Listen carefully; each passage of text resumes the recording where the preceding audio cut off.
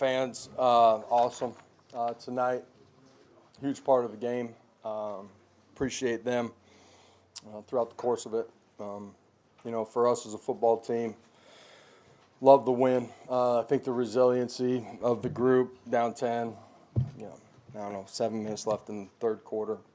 Offense not playing good at all.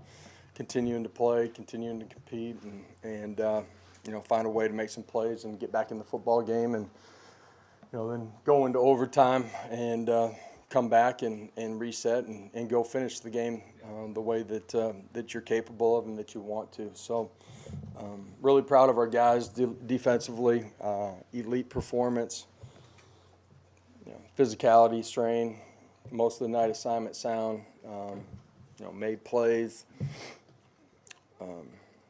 James, I think it's James on the goal line, forcing a fumble. I mean, just so many things that they did at a really high level and kept us in the game.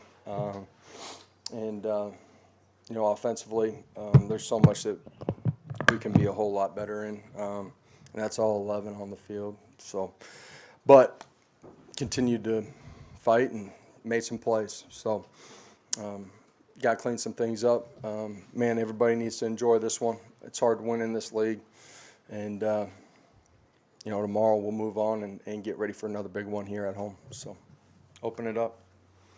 Austin. Coach, just 2 weeks in a row where you hadn't scored a point in the first half. Why is that, or why do you think that is? And it seemed like y'all rolled Nico a little bit more in the second half, kind of moved the pocket a little bit. Do you feel like that kind of calmed him down a little bit? Moved him on, early in the football game. Had a completion, on the sideline. Early in the football game, first drive, got things going. We're on the plus side. Reading the edge, and ball ends up on the ground. There's another drive, maybe the third one, where we're on the plus side of the territory, holding call, get pushed back again. It's not doing anything, that's out of the ordinary. It's really all 11 operating as one, and we can play a lot better than we did tonight. With Nico, misses a couple deep balls during the course of the football game. Sometimes that's going to happen. We got to be better at protection inside the pocket for him. But I do love, the way that he continued to compete throughout the course of the game. Jimmy, then Ben. Josh, would you talk about the improvement you've seen out of Dylan Sampson since his freshman year to now? He's always had great vision, great pace. Obviously he's got good long speed, but he's really good between the tackles. And I think, his growth of continuing to grow in the understanding of what we're doing, but, physical development, just his strength in the middle of the football field, and those runs between the tackles, just continues to make a bunch of plays for us, finish the game out the right way, man. Huge. Josh, you feel like the way Dylan performed tonight epitomizes kind of the leader that he is with how he led the way when things weren't going? Yeah, I think his competitive maturity when it's not going good, to still have great body language, energy, feed that to his teammates.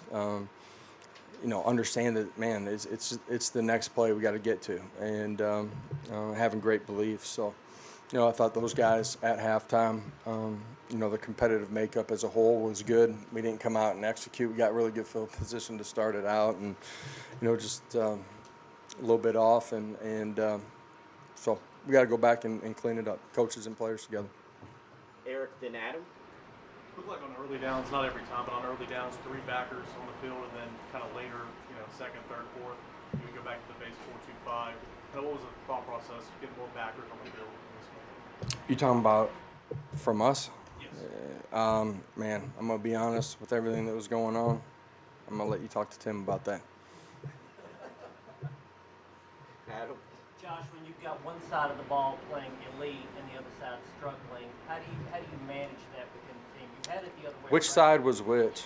Depends on the season. Right? You've had it the other way around. How do you manage like the personalities, the team morale, the confidence on one side is really playing well. And as a football team, you're just trying to find a way to be +1 on the scoreboard. And if you can find a way to be a lot more than that, that's awesome. At no point since I've been here has it been anything other than all of us together, man. And I just like our defense, their competitive makeup, but also their belief in the other side of the football that they're going to go make a play.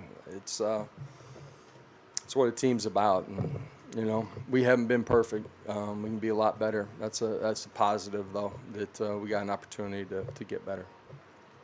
Rob, then David. Coach, when you have either side of the ball, a unit playing like the defense is with the turnovers at Oklahoma coming up like they did tonight, can you just see the confidence snowballing and growing like they feel like they're going to go out there and take care of business? They're confident, yeah. But I don't ever feel like they just think it's going to happen. You know what I mean? Like they understand that they got to go make it happen, and they trust one another. There's some things that we got to clean up, but they trust one another, compete really hard, and continue to play better, smarter football.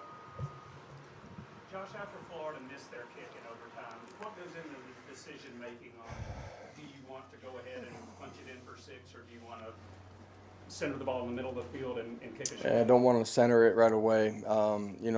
Depending on the down and distance and where you're at, that becomes a thought. A little bit later as it goes on. I think running the football and being sound in it, for me, that's the way I wanted to go. And obviously, as we got close to the goal line, gives you an opportunity to step into it. Patrick, then Austin. Josh, have you ever, and not in a non-late game scenario, gone for it on 4th and down at your own 10? And could you talk about that decision and also the package you guys brought in with Nathan and Jackson and the short yardage and game on it? Yeah, brought some defense guys in. Go set an edge right there. Just the flow of the game, everything that had transpired, the distance. Yeah, I talked with Tim too. So, just felt like had to do something to, try to keep them off the field, but get something going too.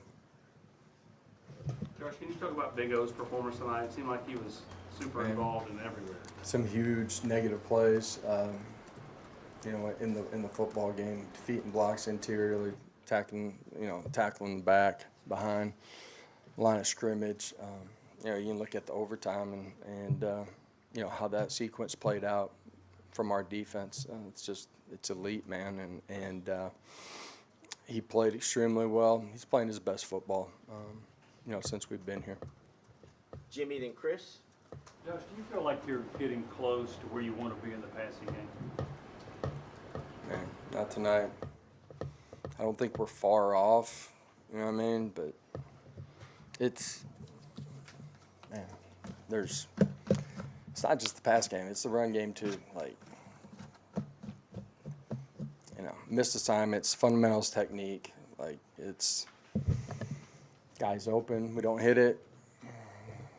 Guys open and we're getting pressure. It's everybody taking their turn. And at some point we got to say, we're going to man up and do our job and make this thing go the way that it's capable of. Chris. Josh, when you got a defense that's consistently holding teams under 20 points, how does that impact you guys? Play caller, the opposite side of the ball. Yeah, that's ready it. for the game end here? I think situationally it does.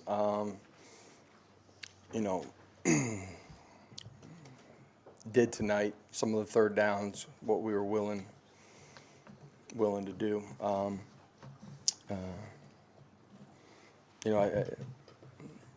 For us offensively, some of the things that happened on the plus side of the 50 and just killed us from having opportunities to go score points. It hurt us in the way the game was played, but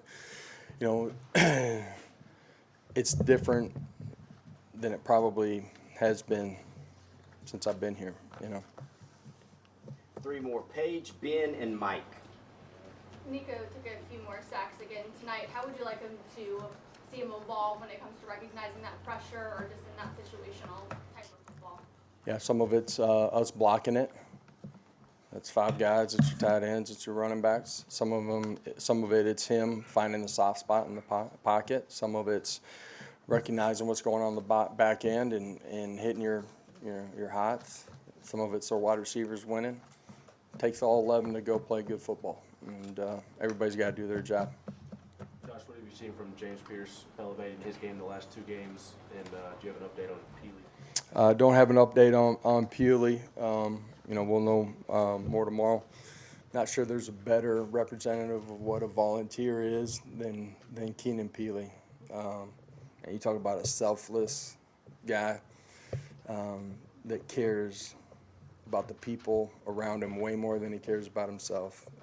That's an elite competitor, great leader, tough as nails, athletic, explosive, everything that you want. Just he's a dude, man, special dude.